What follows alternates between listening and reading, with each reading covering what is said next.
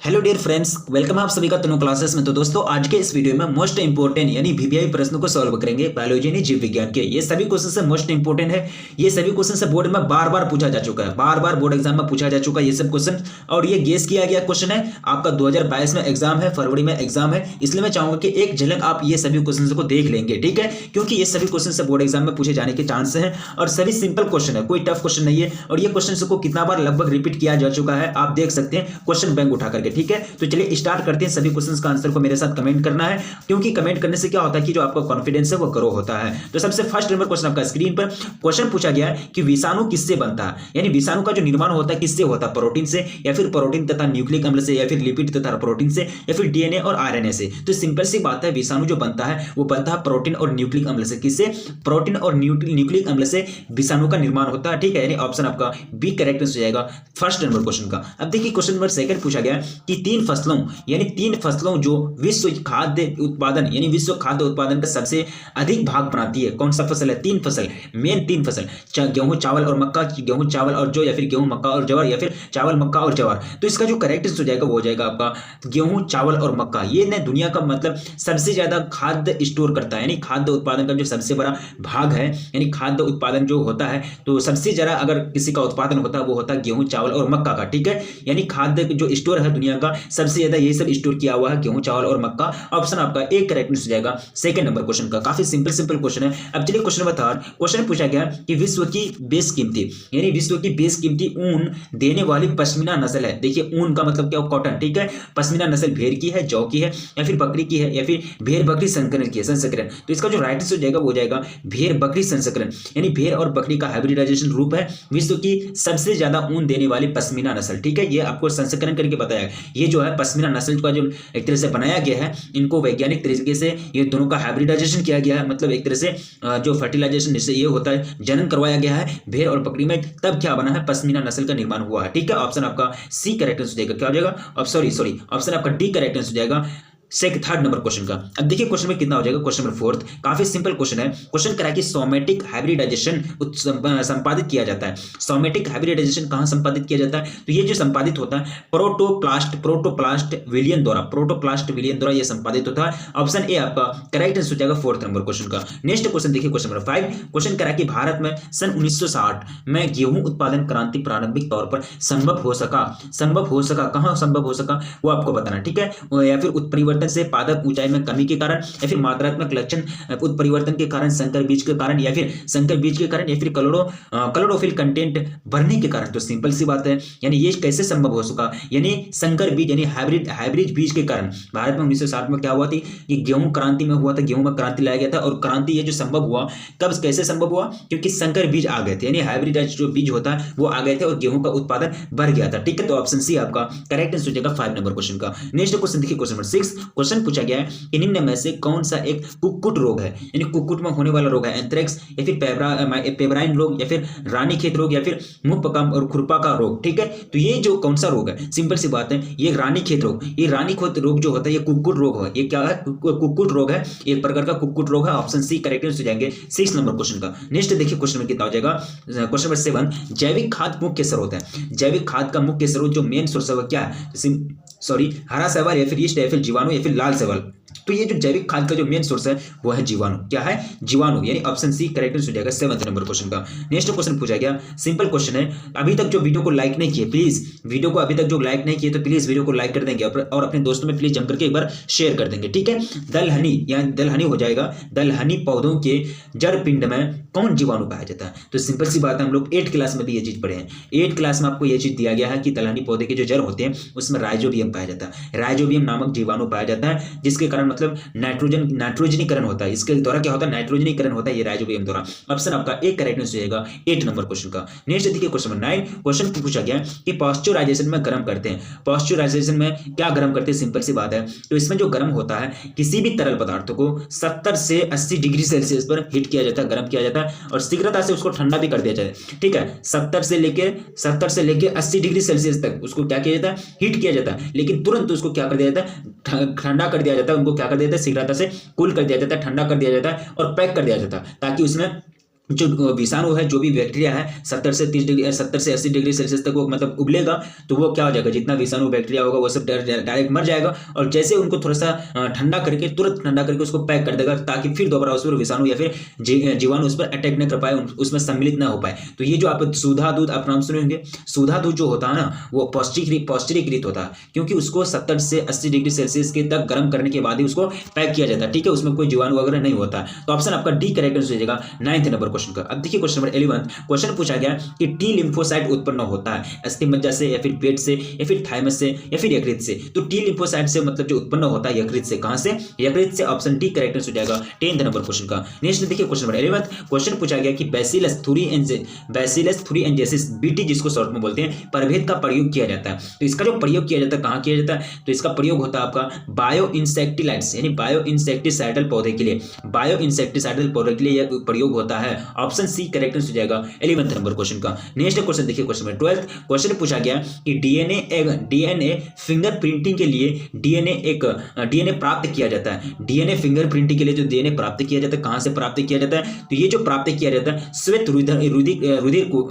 कणिकाओं से, यानी WB white blood cells से, यानी व्हाइट यानी घटक हैं, टोटल कितने घटक है ब्लड के, आरबीसी, डब्ल्यूबीसी और प्लेटलेट्स, ठीक है। तो डब्ल्यूबीसी यानी व्हाइट ब्लड सेल्स जिसको बोलते हैं, श्वेत रुधिर कणिका जिसको बोलते हैं, तो इसी से डीएनए फिंगरप्रिंट मतलब डीएनए फिंगरप्रिंट के लिए डीएनए प्राप्त किया जाता है, ठीक है। ऑप्शन ए आपका करेक्ट हो जाएगा 12th नंबर क्वेश्चन का। नेक्स्ट क्वेश्चन देखिए क्वेश्चन नंबर 13 क्वेश्चन पूछा गया है कि दो सूक्ष्म जीव जिसको मतलब छोटा छोटा जीव होता है जिसको नगण्य आंखों से हम लोग नहीं देख पाते हैं, ठीक है। तो दो सूक्ष्म जीव जो आनुवंशिक अभियांत्रिकी में अत्यधिक महत्वपूर्ण होते हैं, तो वो कौन कौन से जीव हैं, तो वो जो जीव हैं एस्चेरिचिया कोलाई तथा एग्रोबैक्टीरियम ट्यूमीफेसियंस, ठीक है। ये आपका ऑप्शन ए करेक्ट हो जाएगा 13 नंबर क्वेश्चन का। नेक्स्ट देखिए क्वेश्चन नंबर 14 प्लाज्मिडम है, प्लाज्मिडम एक है, क्या है, कवक है, प्लाज्मिडम है या फिर प्लाज्मा का एक भाग है या फिर जीवाणु कोशिका में अतिरिक्त गुणसूत्रीय डीएनए है, ठीक है। तो ये जो है ना ये एक प्रकार का क्या है, जीवाणु कोशिका में अतिरिक्त गुणसूत्रीय डीएनए है, ठीक है। ऑप्शन आपका डी करेक्ट हो जाएगा 14 नंबर क्वेश्चन का। नेक्स्ट क्वेश्चन की ओर बढ़ा जाए क्वेश्चन नंबर 15 में पूछा गया कि प्रतिबंधन एंडोन्यूक्लियेज काटता है, यानी प्रतिबंधन एंडोन्यूक्लियेज काटता है, क्या काटता है, ये जो काटने का कार्य करता है, ये काटने का कार्य करता है डीएनए के दोनों रज्जुओं को, डीएनए के दोनों रज्जुओं का जो काटने का काम होता है इसका होता है प्रतिबंधन एंडोन्यूक्लियेज का काम होता है। ऑप्शन बी करेक्ट हो जाएगा 15 नंबर क्वेश्चन का। नेक्स्ट देखिए क्वेश्चन नंबर 16 क्वेश्चन पूछा गया कि प्रतिबंधन एंडोन्यूक्लियेजेस का प्रयोग पुनर्संयोजन यानी पुनर्संयोजन की डीएनए तकनीकी रूप में किया जाता है। तो ये प्राप्त किए जाते हैं प्लाज्मिडम से या फिर सभी प्रोकैरियोटिक कोशिकाओं से, जीवाणु भोजी से या फिर जीवाणु कोशिका से। तो ये जो प्राप्त किए जाते हैं ना ये किए जाते हैं जीवाणु कोशिका से, कहां, जीवाणु कोशिका से। ऑप्शन डी करेक्ट हो जाएगा 16 नंबर क्वेश्चन का। नेक्स्ट देखिए क्वेश्चन नंबर 17 में पूछा गया कि कुछ जीवाणुओं द्वारा उत्पन्न B7 टॉक्सिन के क्रिस्टल स्वयं बैक्टीरिया क्या है, बैक्टीरिया को नहीं समाप्त करता है, क्योंकि कारण क्या, ठीक है, वो क्या करता है, समाप्त नहीं करता, कारण क्या। तो इसका जो कारण है सिंपल से कारण होता है इसका ये टॉक्सिन अक्रिया होता है। अगर टॉक्सिन अगर मतलब अक्रिया का मतलब होता है डीएक्टिव, एक्टिव फॉर्म में नहीं रहता, मतलब वो कार्य नहीं करता, वो एक तरह से मतलब बैठा हुआ रहता है। अगर एक्टिव हो जाएगा, सक्रिय हो जाएगा तो वो क्या करेगा, समझने यानी बैक्टीरिया को क्या कर देगा, मार देगा, समाप्त कर देगा, ठीक है। वो समाप्त नहीं कर पाता यानी बैक्टीरिया को नहीं समाप्त कर पाता। यहाँ आपको दिखाई नहीं देता होगा बैक्टीरिया के बाद यहाँ क्या लिखा हुआ नहीं है, इसके बाद जो नेगेटिव यानी नॉट लिखा हुआ नहीं, ठीक है, नहीं समाप्त करता है। तो क्यों, जो कारण, क्योंकि जो कारण यही है मतलब वो अक्रिय होते हैं, ठीक है। नेक्स्ट देखिए क्वेश्चन नंबर 18 क्वेश्चन पूछा गया है कि निम्न में से किसके द्वारा ट्रांस जीन अभिव्यक्ति प्राप्त की जा सकती है। ट्रांस जीन अभिव्यक्ति तो ये जो होती है ना एक देशी जीन के प्रदर्शन से रोककर या फिर एक उत्पन्न जैव संश्लेषी मार्ग को विकसित करके या फिर एक प्रोटीन उत्पन्न करके जो अपनी रुचि का जीनोटाइप स्वयं उत्पन्न करते हैं। जीनोटाइप का मतलब समझते हैं ना, यानी जीन की जो स्ट्रक्चर होती है, जीन की जो संरचना होती है उसको क्या बोलते हैं, जीनोटाइप बोलते हैं, ठीक है। तो ये जो हो जाएंगे तीनों के माध्यम से। ऑप्शन आपका डी करेक्ट हो जाएगा, उपरोक्त सभी, ऑल ऑफ दिस क्या हो जाएगा, ऑल ऑफ दिस। नेक्स्ट देखिए क्वेश्चन नंबर 19 की ओर बढ़ेंगे। क्वेश्चन नंबर 19 आपका स्क्रीन पर क्या पूछ रहा है कि पहली ट्रांसजेनिक फसल थी, पहली ट्रांसजेनिक जो फसल थी सूत, अलसी, मटर या फिर तंबाकू। तो पहली ट्रांसजेनिक जो फसल थी वो तंबाकू, कौन, तंबाकू पहला जो है ट्रांसजेनिक फसल है। ऑप्शन डी करेक्ट हो जाएगा 19 नंबर क्वेश्चन का। नेक्स्ट क्वेश्चन की ओर बढ़ेंगे। क्वेश्चन नंबर 20 क्वेश्चन पूछा गया है कि समीपस्थ यानी समीपस्थ स्थित गुणसूत्र के दो जीनों पर होंगे, क्या होंगे, दोहरानी विनिमय या फिर कोई विनिमय नहीं होगा या फिर मुश्किल से कोई विनिमय नहीं या फिर लगातार विनिमय होगा। तो उसमें जो विनिमय होगा ना एक्सचेंज, विनिमय का मतलब क्या हो जाएगा, एक्सचेंज। तो मुश्किल से विनिमय होता है, उसमें मुश्किल से एक्सचेंज होता है समीपस्थ स्थित गुणसूत्र के दो जीनों पर, ठीक है। ऑप्शन आपका सी करेक्ट हो जाएगा 20 नंबर क्वेश्चन का। 21 क्वेश्चन में 21 नंबर क्वेश्चन में पूछा गया है कि मनुष्यों में लिंग का निर्धारण होता है। मनुष्य में जो लिंग का निर्धारण होता है वो कैसे होता है? मां के पोषण द्वारा, फिर पिता के पोषण द्वारा, फिर लिंग गुणसूत्रों के विशिष्ट संयोग, या फिर भ्रूण के विशिष्ट पोषण द्वारा। बिल्कुल क्या हो जाएगा, यानी लिंग गुणसूत्रों के विशिष्ट संयोग से। ठीक है, अगर उनको फादर से एक्स मिलेंगे तो वो क्या होगा, मतलब फीमेल होगा। अगर वाई मिलेंगे तो क्या होगा, मतलब मेल होगा। ठीक है, अब यानी सॉरी हाँ मेल होगा। ठीक है, अगर एक्स एक्स मिलेगा तो वो फीमेल होता है, लड़की। अगर एक्स वाई होगा तो वो क्या होगा, लड़का होगा। ठीक है, तो ये सब चीज फैक्ट करता है, यानी लिंग के विशिष्ट संयोग पर डिपेंड करता है कि लिंग क्या होगा, मनुष्य में लड़का होगा या लड़की होगा। ऑप्शन सी करेक्ट आंसर हो जाएगा 21 नंबर क्वेश्चन का। नेक्स्ट क्वेश्चन देखिए, क्वेश्चन नंबर 22, कानों पर बल की बहुलता, यानी कानों पर बाल की बहुलता का जीन पाया जाता है। तो ये जो पाया जाता है, सिंपल सी बात है, ये पाया जाता है वाई क्रोमोसोम पर। किस पर? वाई क्रोमोसोम पर। ऑप्शन आपका बी करेक्ट आंसर हो जाएगा 22 नंबर क्वेश्चन का। नेक्स्ट क्वेश्चन की ओर बढ़ेंगे, क्वेश्चन नंबर 23, पूर्ण प्रभाविता अनुपस्थित पाया गया। पूर्ण प्रभाविता अनुपस्थित किसमें पाया गया, किसमें एब्सेंटी है ये? तो ये जो एब्सेंटी है मिराबिलिस जलापा में। किसमें? मिराबिलिस जलापा में। ऑप्शन ए करेक्ट आंसर हो जाएगा 23 नंबर क्वेश्चन का। नेक्स्ट क्वेश्चन की ओर बढ़ेंगे, क्वेश्चन नंबर 24, क्वेश्चन करा कि ए देखिए कैपिटल ए डबल कैपिटल मतलब डबल ए है, कैपिटल है, और बी स्मॉल बी है, स्मॉल सी है। ठीक है, तो इससे जो कितने प्रकार के युग्मक का निर्माण होगा? तो यहाँ जो टोटल युग्मक का निर्माण होगा तो कितने प्रकार के, टोटल 2 युग्मक का निर्माण होगा। कितना? 2 युग्मकों का निर्माण होगा। यहाँ ऑप्शन आपका एक करेक्ट आंसर हो जाएगा। नेक्स्ट देखिए क्वेश्चन नंबर 25, नर हार्मोन से की उत्पत्ति कहाँ होती है? नर हार्मोन से की जो उत्पत्ति होती है कहाँ होती है? अंडाशय, या फिर शुक्राणु, या फिर वीर्य, या फिर वीर्यक। सिंपल सी बात है, नर में जो हार्मोन की जो उत्पत्ति होती है वो वीर्य में होती है। कहाँ होती है? वीर्य में होती है। ऑप्शन सी करेक्ट आंसर हो जाएगा 25 नंबर क्वेश्चन का। ठीक है, जो अभी तक वीडियो को लाइक नहीं किया तो प्लीज वीडियो को लाइक कर देंगे, प्लीज वीडियो को लाइक कर देंगे। ठीक है, आप लोग आंसर देने की भावनाओं में खो जाते हैं और वीडियो को अभी तक लाइक नहीं कर पाते। ठीक है, तो एक्रोसोम इनमें से किसका संभाग है? एक्रोसोम जो है इनमें से किसका संभाग है? मानव शुक्राणु के सिर का, या फिर मानव शुक्राणु के मध्य भाग का, या फिर प्रारंभिक डिंबाणु जनन कोशिका का, या फिर ब्लास्टोसिस का। ठीक है, तो एक्रोसोम जो पार्ट है ये पार्ट है आपका मानव शुक्राणु के सिर का। किसका? मानव शुक्राणु के सिर का। ऑप्शन आपका एक करेक्ट आंसर हो जाएगा 26 नंबर क्वेश्चन का। नेक्स्ट देखिए क्वेश्चन नंबर 27, क्वेश्चन पूछा गया कि इनमें से कौन सी तकनीकें पात्र निषेचन के अंतर्गत नहीं आती है? पात्र निषेचन के अंतर्गत, फर्टिलाइजेशन के अंतर्गत नहीं आती है। आपको निषेचन पूछा गया, यानी टेक्नोलॉजी पूछा गया, कौन सा तकनीक होगा? तो यहाँ जो तकनीक होगा ना, अंतर्गर्भाशय युक्ति, ये जो है इसमें नहीं आते, यानी पात्र निषेचन अंतर्गत नहीं आते। पात्र निषेचन जो तकनीक होता है उसके अंतर्गत ये नहीं आता है। ऑप्शन सी, ऑप्शन आपका डी करेक्ट आंसर हो जाएगा। क्या हो जाएगा? ऑप्शन डी बिल्कुल करेक्ट आंसर हो जाएगा 27 नंबर क्वेश्चन का। नेक्स्ट क्वेश्चन देखिए, क्वेश्चन नंबर 28, क्वेश्चन करा कि फसल में विदेशी जीन जोड़ने को कहते हैं। फसल में जो विदेशी जीन जोड़ा जाता है उसको क्या बोलते हैं? सिंपल सी बात है, उसको कहते हैं आनुवंशिकीय अभियांत्रिकी। आनुवंशिकीय अभियांत्रिकी कहते हैं उसको। ऑप्शन ए आपका राइट आंसर हो जाएगा 28 नंबर क्वेश्चन का। क्या हो जाएगा? ऑप्शन ए बिल्कुल राइट आंसर हो जाएगा। अब देखिए क्वेश्चन नंबर 29, क्वेश्चन कह रहा है कि ट्रांसजेनिक जीवाणु का प्रयोग निम्न को बनाने में करते हैं। ट्रांसजेनिक जो जीवाणु है किसको बनाने में किया जाता है? इपिनेफ्रिन, या फिर मानव इंसुलिन, या फिर थायरोक्सिन, या फिर कार्टिसोल। तो बिल्कुल इसका जो करेक्ट आंसर हो जाएगा वो हो जाएगा आपका मानव इंसुलिन। यानी ट्रांसजेनिक जीवाणु का प्रयोग किसका बनाने में किया जाता है, किसको निर्माण करने में? मानव इंसुलिन का। यानी ऑप्शन आपका बी करेक्ट आंसर हो जाएगा 29 नंबर क्वेश्चन का। नेक्स्ट देखिए क्वेश्चन नंबर 30, क्वेश्चन पूछा गया कि सर्दियों के दौरान जंतु अक्रिय हो जाते हैं, ये कहलाता है सर्दी के दौरान जो जंतु होता है वो अक्रिय होता है, यानी डीएक्टिव, यानी एक्टिव फॉर्म में नहीं रहता, एक्शन करने के लिए तैयार नहीं रहता, कार्य करने के लिए तैयार नहीं रहता। तो इसकी जो कहते हैं इसको क्या कहते हैं? तो इसको जो कहा जाता है इसको कहा जाता है शीत निष्क्रियता। क्या कहते हैं इसको? शीत निष्क्रियता कहते हैं। यानी सर्दियों के मौसम में, शीत के मौसम में जंतु अक्रिय हो जाते हैं, इसको कहते हैं शीत निष्क्रियता। ऑप्शन बी आपका करेक्ट आंसर हो जाएगा 30 नंबर क्वेश्चन का। नेक्स्ट देखिए क्वेश्चन नंबर 31, क्वेश्चन पूछा गया कि ओजोन परत किस प्रकार की किरणें से जैव मंडल की रक्षा करती है? तो हम लोग सबको जानते हैं कि अल्ट्रावायलेट जो रे है,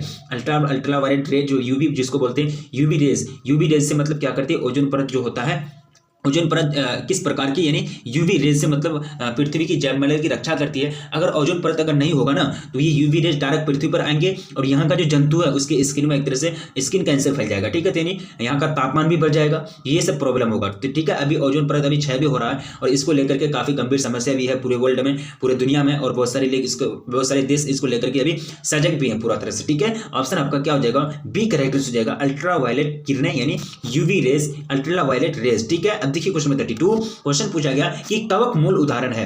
कवक मूल किसका उदाहरण है? अब घटक का, अंत परजीविता का, फिर सहजीवी संबंध का, फिर बाह्य परजीविता का। तो ये जो एग्जांपल है ना, ये एग्जांपल है आपका सहजीवी संबंध का। किसका? सहजीवी संबंध का। ऑप्शन सी करेक्ट आंसर हो जाएगा 32 नंबर क्वेश्चन का।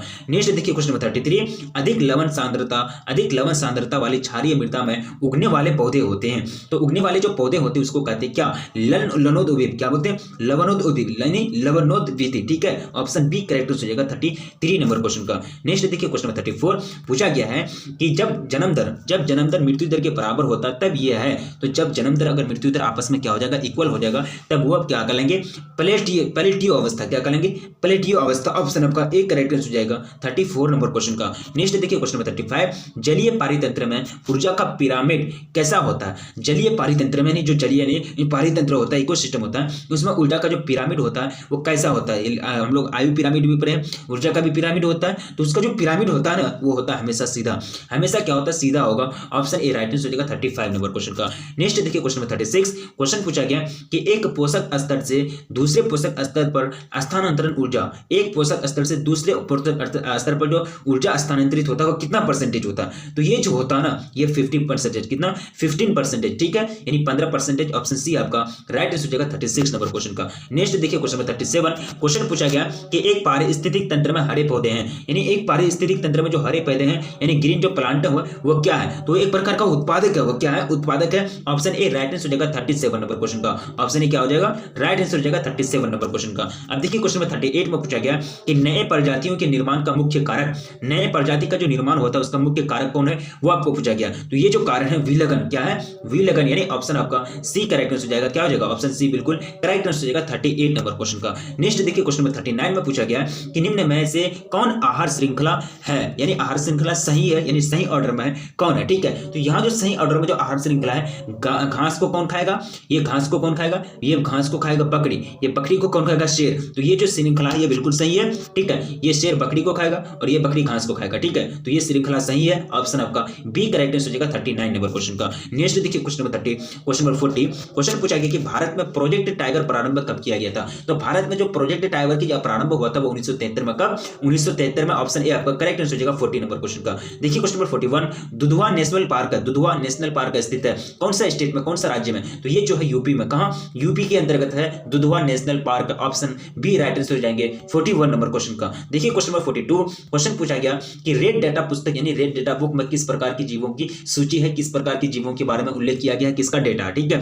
तो उसमें जो है ना ये दुर्लभ प्रजाति, विलुप्त प्रजाति, संकटग्रस्त प्रजाति, ये तीनों प्रजाति के बारे में उसमें डेटा है। ये तीनों प्रजाति के बारे में उसमें अच्छी तरह से लिखी गई है कि ये कैसे मतलब दुर्लभ हो गए या और कौन से प्रजाति विलुप्त हो रहे हैं, कौन से प्रजाति जो है जानवर के जीव जंतु के मतलब क्या संकटग्रस्त है। तो इसका मतलब पूरी तरह से व्याख्या किया गया है रेड डेटा बुक में। ऑप्शन डी इनमें से सभी, all of this right answer हो जाएंगे 42 नंबर क्वेश्चन का। अब देखिए क्वेश्चन में कितना हो जाएगा 43 क्वेश्चन कह रहा है कि सुंदर वन का संरक्षित जैव मंडल भारत के किस राज्य के अंतर्गत आता है। तो ये जो आता है ना ये आता है आपका पश्चिम बंगाल, कहां, WB पश्चिम बंगाल के अंतर्गत आता है। ऑप्शन आपका डी राइट आंसर हो जाएंगे 43 नंबर क्वेश्चन का। नेक्स्ट देखिए क्वेश्चन नंबर 44 क्वेश्चन पूछा गया कि भारत का जैव विविधता अधिनियम संसद में पारित हुआ, जैव विविधता अधिनियम संसद में पारित हुआ। तो ये जो पारित हुआ ना 2002 में, कब, 2002 में ये पारित हुआ था। ऑप्शन सी करेक्ट आंसर हो जाएगा 44 नंबर क्वेश्चन का। अब देखिए क्वेश्चन नंबर 45 फ्लोराइड प्रदूषण क्या कह रहा है कि फ्लोराइड प्रदूषण मुख्यतः प्रभावित करता है दांतों को, वृक्क को, मस्तिष्क को, फिर हृदय को। तो ये जो इफेक्ट डालता है ना ये दांत पर इफेक्ट डालता है, किस पर, दांत पर इफेक्ट डालता है। ऑप्शन ए राइट आंसर हो जाएगा 45 नंबर क्वेश्चन का। अब देखिए क्वेश्चन नंबर 46 जलाशयों में पोषकों की अधिकता उत्पन्न करती है, यानी जलाशयों में अगर पोषकों की अधिकता हो जाएगी तो ये क्या उत्पन्न करेगा, क्या चीज उत्पन्न करेगा, तो सुपोषण उत्पन्न करेगा। क्या है, सुपोषण को ये उत्पन्न करेगा। ऑप्शन आपका बी राइट आंसर हो जाएंगे 46 नंबर क्वेश्चन का। अब देखा जाए क्वेश्चन नंबर 47 क्वेश्चन पूछा गया कि बढ़ी हुई त्वचा कैंसर एवं उच्च परिवर्तन दर का कारण, जो क्या, इसका क्या कारण है, क्या सिंपल है, तो सिंपल सी बात है, मैंने अभी जस्ट बोला कि ओजोन क्षरण, यानी अभी जैसे त्वचा, अभी जस्ट इसी वीडियो में बोला कि ओजोन परत इतना मतलब क्षय हो रहा है कि उसके कारण अगर यूवी यानी अल्ट्रावायलेट जो रेज है वो अगर डायरेक्ट जैव मंडल पर आएंगे तो यहाँ की जो जीव जंतु है, यहाँ की जो मानव है उसके स्किन पर कैंसर होने लगेगा, यानी उसके त्वचा कैंसर होने लगेंगे। और उच्च परिवर्तन दर का कारण जो है इसमें, यानी उच्च परिवर्तन दर का मतलब ये हुआ कि त्वचा दर में यानी त्वचा कैंसर में बढ़ोतरी हो रही है, यानी धीरे धीरे ये ओजोन लेयर जो है इसका घट रहा है। इसको मतलब ये ओजोन लेयर क्यों क्षय हो रहा है, ये ओजोन लेयर यानी ओजोन परत क्यों मतलब एक तरह से क्षय हो रहा है, ओजोन परत क्षय क्यों हो रहा है, क्योंकि अभी जो दुनिया में औद्योगिकरण चल रहा है तो SO2 हो गया, NO2 हो गया, ये सब जहरीले गैस जा रहे हैं, ये जहरीले गैस जाकर के ओजोन परत को नुकसान पहुंचा रहे हैं, ठीक है। तो अभी इसको लेकर के जो है पूरा दुनिया में एक तरह से ये भी चलता है, पूरा दुनिया के देश जो है वो बैठक भी करते हैं, मिलजुल करके मीटिंग भी करते हैं, कैसे इसका समस्या का निदान किया जाए। प्राकृतिक वायु प्रदूषण है। प्राकृतिक वायु प्रदूषण सिंपल सी बात है, प्राकृतिक वायु प्रदूषण ज्वालामुखी से निकलने वाली गैस है। प्राकृतिक वायु प्रदूषण यानी ज्वालामुखी से जो गैस निकलती है, वो भी गैस निकलती तो वो वायु में एक तरह से जहर का काम करता है, ठीक है, और वायु में जहरीली गैस होना ही क्या कहलाता है, वायु प्रदूषण कहलाता है, ठीक है।